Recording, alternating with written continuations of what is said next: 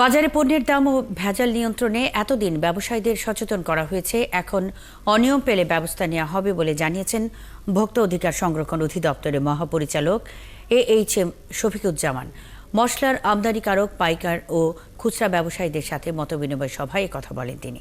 এরপর কোনো অনিয়ম পেলে ব্যবসা প্রতিষ্ঠান সিলগালা করে মামলা দেওয়া হবে বলেও ব্যবসায়ীদের হুঁশিয়ার করেন তিনি।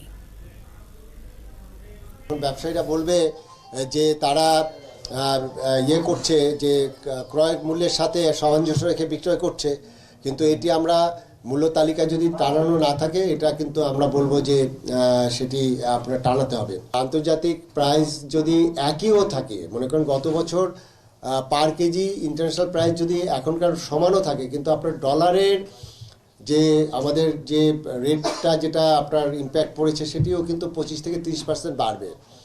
এটি অস্বাভাবিক কিছু নয়, কিন্তু জিরা যেটা 300 টাকা ছিল সেটা 650 টাকা, এটি কিন্তু খুবই অ্যাবনর্মাল।